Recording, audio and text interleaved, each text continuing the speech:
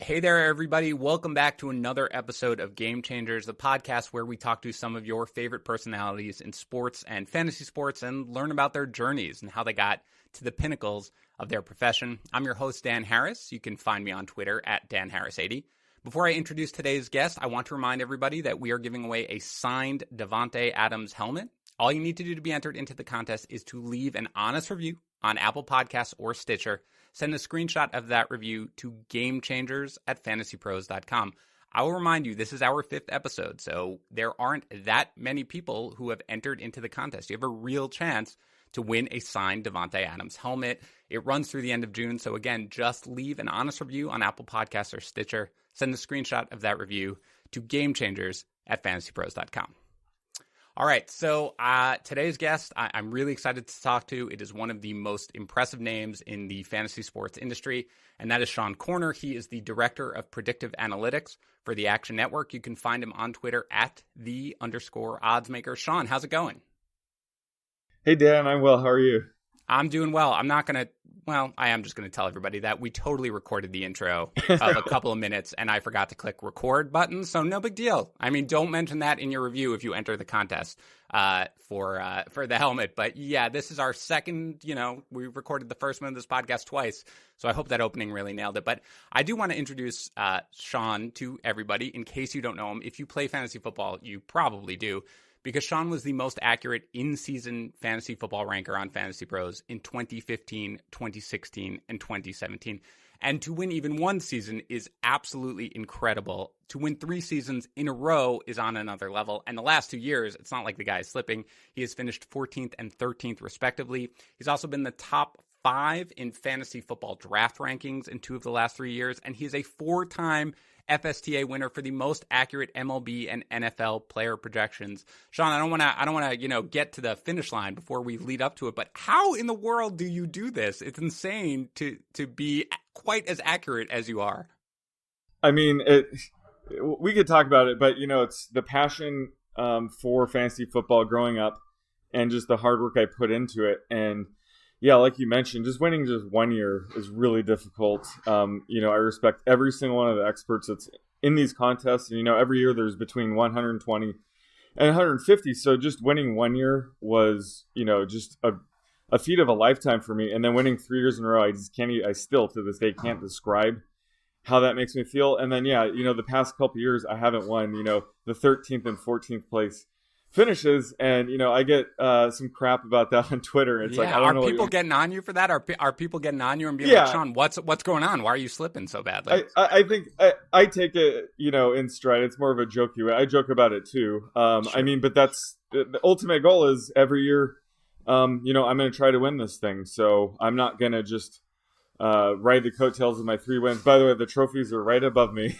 That's how sacred they are to me. So, I assume at some point I was not going to win it, and I finished 13th, 14th. So this year I'm going to do everything I can to get back on top. Yeah, well, honestly, your finishes are really remarkable, and we'll get more into your process. But you mentioned how you loved fantasy football, I guess, for a long time. Is this something that started out of curiosity, just in terms of playing it or getting into it when you were a kid? Because I actually didn't even get into fantasy sports until I was in my early 20s. So I sort of caught onto it late. Are you somebody who got into it very early? Absolutely, at a very young age. So my dad actually started Fantasy Football League in 1985. And that year I was 1 year old. Okay. So, I mean, I was born into a fantasy football family, essentially. So he would bring me the drafts for, ever since I was born, essentially. And then eventually around like 5 or 6 years old, I knew what fantasy football was. He would tell me who was on his team, so I would root for those players. So I was aware of it at a very young age. It wasn't until, I was like 8 or 9 before I became interested enough to where I would beg him, like, can I pick a team this year? And then it wasn't until, I was probably 11 or 12, he actually let me take a team. And did you have your own team, or did he let you pick his team? Yeah. So the first draft I ever had, my first pick overall was Cordell Stewart, who was an absolute bust that year. He was terrible. Yeah. And my last pick of that draft was Randy Moss as a rookie. That was a great pick. So just the thrill of, drafting a player like Randy Moss so late in the draft, and I eventually picked up Randall Cunningham, who was throwing him those touchdowns, Yep. and I had Chris Carter. It was just so much fun to see the hard work of preparing for the draft pay off. And so I was 11 years old or so at the time, so I was addicted ever since then. But the other thing is, a lot of these drafts, my dad would hold them in Las Vegas. So he would take me to Las Vegas, when I'm at, 9 or 10. And I would also, walk in and see the sports books as well. So I became fascinated with sports betting in general. From a numbers perspective, at a very young age, I became curious on, just how to make projections for just both teams and players. So it was a passion I developed at a very young age. Okay, so first thing I'll say is that you've kind of ruined the entire podcast. Because at the end, we're going to do something called the Blitz, where I ask you 10 random questions about yourself. One of them was, who is your first ever fantasy pick? And you've already answered it with Cordell. Spoiled that. So I don't it's mind really fine, it. But you know what? I do give correct and incorrect answers. And I decide who's correct and who's incorrect, regardless of your answer. But so I know now you've already got one in the bag. So way to go. And Cordell Stewart is a grade A answer. All right. So you love sort of the statistical analytics part of it. Are you in college sort of majoring in statistics and thinking that that's what you're going to do? Well, it's kind of weird. I majored in psychology and statistics, but I never thought in a million, even when I was in college, I never thought in a million years I would be doing this for a living. At that time, I was actually, I wasn't that serious about it, but thinking of becoming a pilot. So I was, taking flying lessons, and I was working at an airport. So I didn't really have a plan. I was just interested in statistics and psychology. And, while I'm taking these classes, I'm developing sports betting models, and even in class, betting on sports, taking action, being a complete degenerate, but being really good at it and winning money. So I just thought maybe I'll just make money on the side betting on sports, but there really wasn't a plan. I'm working for the airlines, and I'm able to fly back and forth from Las Vegas pretty much any day I want for free. So I was in Las Vegas all the time, just meeting with various people at sports books, and it kind of grew from there. But there wasn't a plan. I wouldn't say there was a plan in college to major in fantasy football. It was just sort of an organic thing where I was kind of learning all the statistical methods I use today, coupled with that passion I had ever since I was, 5 years old for fantasy football itself. Well, that's pretty awesome. I'm very jealous. I'm not allowed to fly a plane because I was colorblind. At least that's what Little Miss Sunshine has taught me. So, kudos to you. But okay, so you then graduate, I guess, with a degree in psychology. And are you immediately like, okay, that was great, but I've been developing my statistical models. Are you going to Vegas to go work there for a sports book, or what? What's the next step? Yeah, that's pretty much exactly what happened. So I was able to work for a sports book for it was the entire football season where the Patriots went 16-0. So I want to say that's 2007, 2008. Yeah, 2007. Yep. Or so. So I got to be behind the scenes there. I can't get into everything, but that's okay. It wasn't what I thought it would be.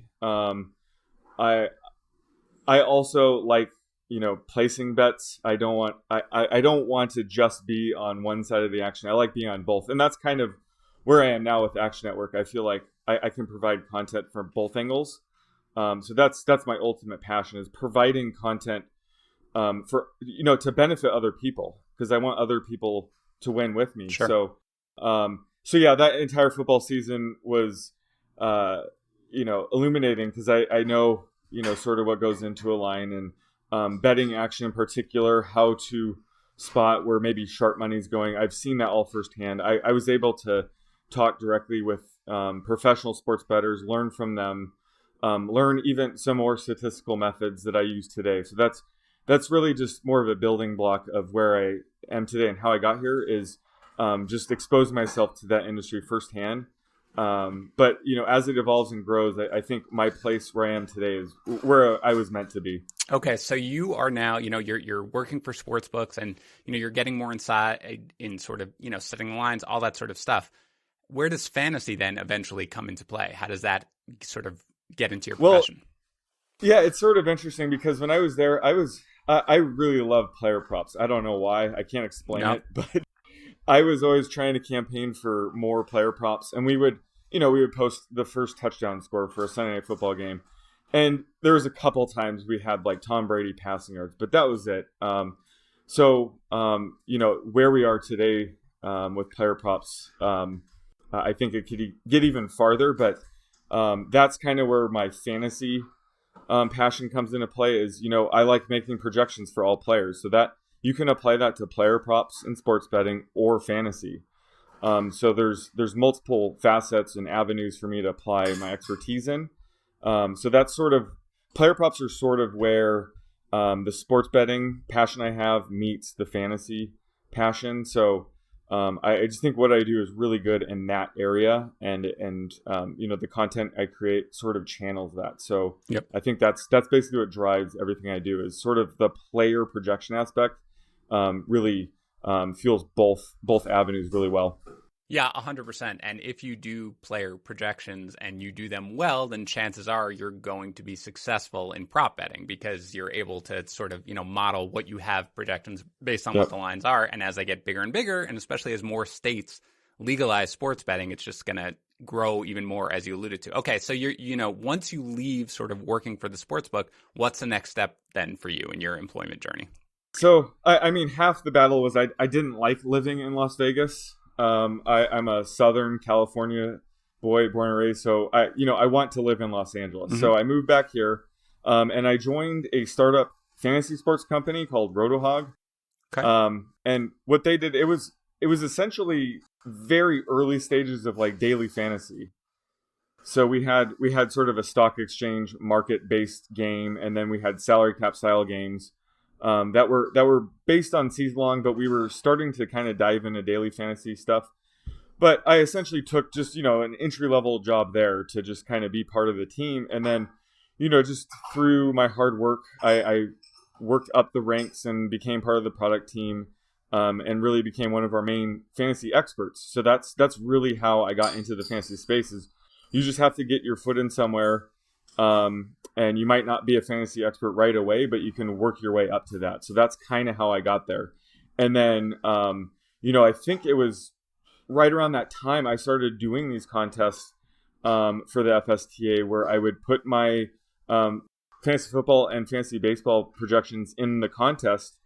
And I would, there was 2 or 3 years in a row where I won the season long projection contest. So I was starting to get more well known from just winning those contests. So I think, the platform that FantasyPros provides is just so valuable for the fantasy community. I mean, we're all grateful for it, but it's just a way for us to kind of, because anybody can make projections, right? Right. So having a way to just evaluate which ones are more accurate is really good, and it makes us all strive to be better. It really does help the fantasy community as a whole make sure that we're providing the best projections and rankings possible. So I think, on the same token, FantasyPros definitely has a big part in just my success in having this platform to begin with. Okay, we'll take credit for it. That's fine. Absolutely. I'm totally fine with that. Yeah.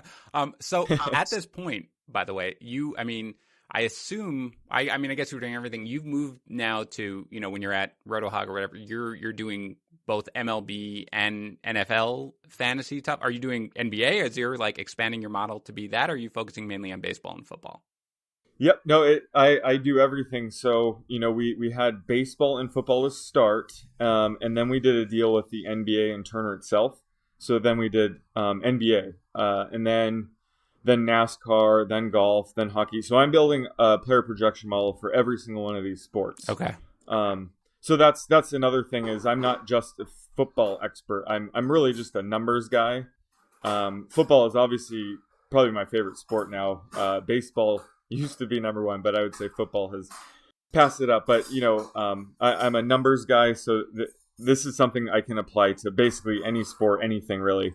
Yeah. Well, we'll get into it in a minute because I saw when, we basically ran out of sports that you were doing legitimately Call of Duty projections in esports and everything like that, which is really something that kind of, blew my mind. I just saw you. I follow you on Twitter, of course, just to see that you were able to sort of be like, oh, yeah, this is all that we have going on. So I've created a model for this, which is great. And that's sort of a good lesson in terms of, you can essentially model for anything. But let's get back to sort of your journey. So you're getting from this point, you're growing, you're getting more notoriety, I guess, from the FSTA. And I don't know necessarily if we're at the point because it's 20, whenever you start participating in the FantasyPros accuracy competitions. I don't know if we're at this point, but where do you go then next once you leave RotoHog or wherever you're at? Yeah, so after RotoHog, I ended up at Bloomberg Sports. Okay. And it's really interesting because when I joined Bloomberg Sports, it was essentially to be head of product for a soccer predictive model. So I wasn't even the fantasy football expert when I got there. So again, I kind of had to work my way. Jeez. By proving myself like I should be running these things. And then essentially a year later, I was head of all projections there as well. And then we were acquired by Stats. So I worked for Stats for I believe a couple of years. Again, running all of our predictive modeling. And then just recently, 2 years ago, I joined the Action Network where I currently am. And again, I run our predictive models, not just on Action Network, but also for Fantasy Labs. The daily fantasy projections you mentioned for Call of Duty are powered by me, and you can find them on the Fantasy Labs models. And so really just any sport that I have time to build a model for, I sort of set the foundation for it, and I can also train others to also handle it on a day-to-day basis, because a lot of these models that I do create require some daily maintenance from an expert. So just creating the foundation for these models really is my passion and what I do really well. How much do your models change, out of curiosity, from year to year? Do they undergo major revisions, or are you basically working with the same framework that you're just tweaking to make better as best you can? I think it depends on the sport and where, how long I've had the model for. So the Call of Duty model, just this example, is changing a lot from event to event because I'm in the middle of, improving it. But, something like the NFL model that I've had almost a decade now, I'm still trying to improve it every single day. But there's just going to be less improvements needed to be made because I think that, it's 98% of the way there, but I'm still fighting for that extra 2%, if that makes sense. No, absolutely. So it might not be a drastic change. Like, after finishing 14th in FantasyPros, I'm not like throwing out the model completely. That's just a case of, the competition itself, everybody's improving. So it's just more of an even playing field. And I have to find ways to improve even more. So it's just a testament to, every expert is trying their hardest, doing ways, finding ways to improve. So you can never get complacent. You can't just assume that you have all the right answers. You always have to be improving, even if it's by a small amount, or even if it takes a lot of work to improve just a little bit. I'm willing to, put in that time and energy. Out of curiosity, if you had a year where, let's say, you finished 90th or something, like towards the bottom, would you then be like, oh man, my model needs drastic revision? Or would you kind of write it off to me like, man, that was a weird year? I don't think that's possible, but if that were to happen, there might be some reasons for it, and they might be out of my hands. It might not be something I would need to overthrow the model. Something might have happened where I missed a couple weeks for right. But yeah, you were in Hawaii or something like that. Yeah, but if that were to happen naturally, I think there would definitely needs to be some self-reflection there. Not that finishing 90th is a bad thing. No. Somebody has to finish 90th. No. But yeah, I think that where my model is right now, you have to trust the process, right? So if that were to happen, I wouldn't necessarily be finding excuses, but I would just be trying to improve in the areas I already know I might need improvement to begin with. So I wouldn't take the result of finishing 90th in a way that I would throw everything away, because I just know that it's an effective process and that my model is pretty sound. All right. So you had, frankly, kind of a unique journey into getting where you are now compared to some of the other people we've talked to, Jake Seeley, Chris Harris, Brad Evans. You sort of, even if it wasn't fantasy right from the start, you sort of honed in on, man, I like fantasy sports and I like doing projections and working on your modeling from when you're young, basically in college and everything like that before you go to work for a sports book. So I'm just wondering if there's somebody out there, because a lot of the people who are listening to this are wanting to get into this business. It's obviously a little bit of a different time now than when you first got into it. But in terms of people who want to get into this business now, into the fantasy sports sort of business, what advice would you give them to do it? Would you be like, learn statistical modeling at the start? Would you just say, just start writing or something like that? What would be the advice that you would give somebody looking to get into the industry today? Yeah, I mean, just first off, I would just say that there is an opportunity to become a fantasy expert. I mean, like you said, when I first started my journey, I had no idea this was even possible. So while it might seem difficult to get into now because everybody wants to, just know that there is the possibility. So if you do have the passion for it and work hard enough, you can get into this industry. And there isn't really any one right or wrong way to get into it. I know a lot of people think that if they just make, a completely automated model, that's how you get in. And that's not necessarily true. I think everybody can bring their own unique perspective, ideas, process to the industry. So actually, if you can come up with your own unique way to get in, and that could be defined by you, whether that is you're a really good writer, let's say, then focus on that. Just find the niche area that you think you have the skills to provide value for this industry. Because, I mentioned earlier, the FantasyPros platform is great because it kind of forces us all to get better. Right. But just kind of look for an area that you think the fantasy industry is lacking and try to fill that hole, because we all want to get better. We all I follow everybody on Twitter. We learn from each other.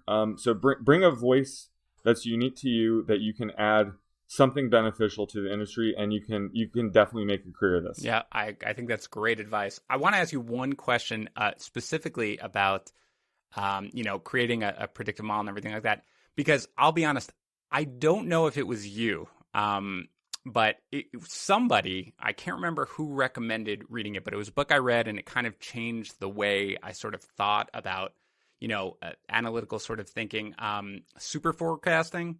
Wait, is that right? By Philip Tetlock, yeah, and Dan Garner, I think, right? Yeah, I don't know if that was you or somebody I saw somewhere recommend that book, and that to me, by the way, is just, and sounds like you agree, but that's a book where if you are interested in sort of modeling and just the statistical analytics, really with regard to anything, but certainly in this, that's a book that I'd recommend everybody read. Is that something that you read? Yeah, that I'm pretty sure that was me. Okay. I get random people even just a few weeks ago saying thank you for recommending that book. I try to recommend it as much as possible, because when I read it, I mean, a lot of the stuff, it's almost like, oh my God, that's basically how I do things. Correct. in a broader sense. And it's like, if I had read this before starting this journey, it would have been like a shortcut. Yeah. So yeah, it's hard to explain exactly, how I arrive at what I arrive at, but reading it, you can kind of get a sense at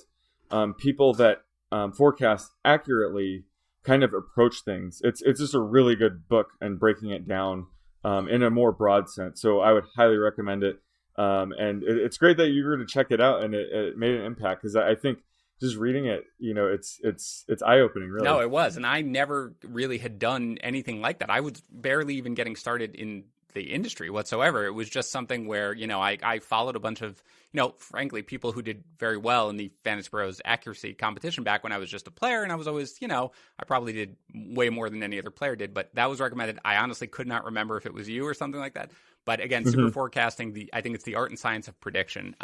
It's completely changed sort of the way I thought about it. And it's really something that sounds scary when you think about it, but a lot of it is so intuitive and everything like that. And again, it's not a predicting sports book. It's just the way of sort of, forecasting and thinking probabilistically. You know what I mean? So I'm glad that Yeah. that seemed to be you. Thank you for that recommendation. It certainly changed the way I looked at everything. But I would say a 99% chance that was me. I hope it was for me, because I want as many people to read that book as possible. All right, so I'll give you credit then for my career, but Fancy Pros will take credit for your career, and then we're even pretty much. I think that'll be fine. Sounds good to me. All right, let's move on here to the final segment. I call it the Blitz. I just ask you 10 questions. You know one of them, and you've already gotten it right. It's just 10 questions, small, silly things about yourself. And again, I'm the final arbiter of if you're correct. So, if your first pick in your first ever fantasy draft was Cordell Stewart, and that's what you said, I could have deemed it incorrect just because I'm sort of, I'm like a dictator at this point. But I'm going to deem it correct. So that will be question number one. I mean, it's embarrassing. So I could have lied and said like Emmitt Smith or something, but you know that it's real, Sean. It's real. People are getting to know it's such a bad pick. But to be fair, you were like 11, so it really doesn't matter what you did. All right, so I guess I'll introduce it. Obviously, we're going to get started with the Blitz. Number one, Sean, who was the first pick in your first ever fantasy football draft? Your official answer is. I regret this, but Cordell Stewart. Cordell Stewart is the correct answer. We will mark that correct. Have you just tried to change Emmitt Smith right there? I would have gotten a little mad. Okay. Number two, if you were given 1 year to train, what do you think your maximum field goal range would be? I've actually tried something similar to this. I would say, man, it'd be low 40s. 41 yards. Wow, 41 yards. That's great. I've made a 35-yarder before. Really? And that was like in my prime. So I would say full year of training, 41. I won't give myself more than that. I like it. I like the sort of, kind of modesty right there. I'll mark that as a correct answer. I'd probably top out at like 28, but I'm not an athletic human. Wait, is this using a T or somebody holding it? Will it make a difference in your number? Actually, probably not. Okay. So then why are you asking random? See, this is the type of thing. Look at all the because things I think that Sean thinks about in his modeling, right? He's like, whoa. This might not even make a difference, but I have to ask the question.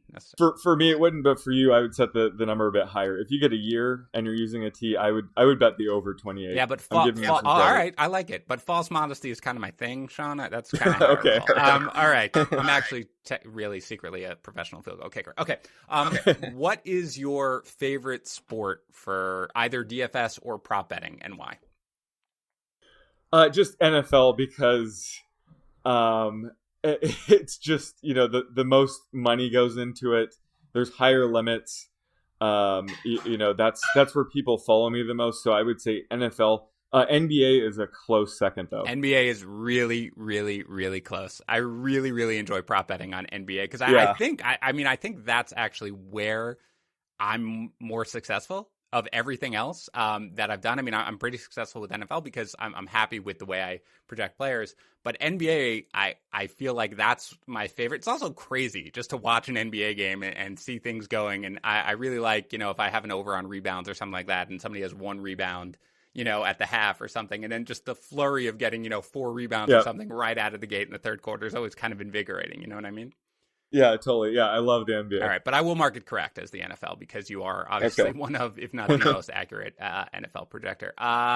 Number 4, if you absolutely had to stay awake for 72 hours, let's say you had some sort of medical test that required you to stay awake for 72 hours straight without falling asleep, what would you try to do to not fall asleep?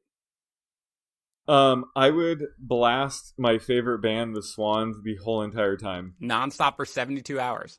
Nonstop for 72 hours. That would do the trick. Yep. Okay. Simple, direct. I like it. I'm going to mark it correct. Well done. I was thinking play tennis. I don't know why I was thinking of completely random sport that I would force myself. Maybe playing Call of Duty would have been like better way. Call of Duty. Well, you could have projected. Your model obviously for Call of Duty is right, but I'll mark it correct. Good job. Okay, right. You work with 2 really sharp guys. I mean, more than that, but 2 really sharp guys over at the Action Network, Matthew Friedman and Chris Raybon. If the 3 of you had a hot dog eating contest and you had a week to train, who would win and why? I'm going to go with, is there a money prize of this? Okay, yeah. We're going to put a significant money prize on this. So everybody's got full motivation. Oh, man. Out of curiosity, that makes a difference as to who's going to win. Friedman would want me to say him, so I'm going to say Friedman. Okay. But I would really try to be him. I'm saying Raybon's the underdog here. I don't think Raybon could do it. Really? I think Raybon always strikes me as the wild card. You know, you never know what you're Yeah, well, he is competitive. They would be a really good contest. We should do Yeah, this. you But might I think as well. But out of curiosity, and I'm just wondering, would the fact that there is or is not a monetary prize change your answer as to who's going to win? yes. I think if there was no monetary prize, Freeman would not prepare at all. He would say, "This is stupid." I wouldn't blame him. I probably wouldn't either. All right. Raybon would definitely play for pride. Yeah. He's good like that, so I think Raybon would win that. I think Freeman and I. Yeah, it's a tough call. We might have to do this. Yeah. All right, just credit me for the idea, okay? But I'm definitely giving this is definitely a correct answer, okay? Because you basically sort of parsed it out so perfectly. With like, it really depends on whether or not there's a monetary prize. Yeah, I'm gonna say Freeman, but I would try my best to beat him, and honestly, Raybon would too. I just think Freeman would have an angle that we don't think of or something. Okay, I love it. Mark it correct. Well done. All right, you're perfect so far. This is rare. Okay. You, as we've talked about, are so ridiculously successful in projecting. But name me something that you're like truly bad at. Like if there's a situation where the world is going to end if we don't do this pretty basic thing correctly. Like for me, if it was like the world's going to end if we don't figure out a way to hang this picture straight, like do not call Dan Harris because I've never once been able to do it where it's just straight, looks good, everything's perfect. Is there like a basic thing where whatever it is you are just terrible at, don't call Sean Koerner to save the world?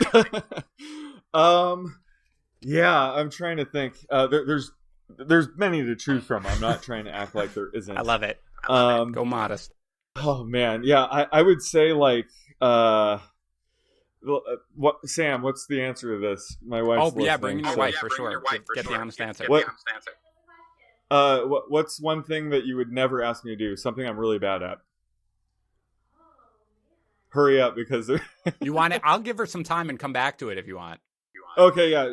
We'll give her some time. All right. She's got like 5 minutes, so she can think of something. But the fact that you're invoking her already gives me great confidence that you're going to be right on this. Exactly. I'm trying to make it as honest as possible. All right. So if you had a time machine, then we'll go number 7. No correct or incorrect yet on number 6. Number 7. If you had a time machine and you could go to any day, past or future, anytime you want, and you don't have to name a specific day, whatever, where would you go? Oh man, that's right. These are deep, Sean. You got the easy ones with sort of the hot dog eating contest, but now I'm having you dig deep. Well, if there's a way I can go back and communicate with myself, yes.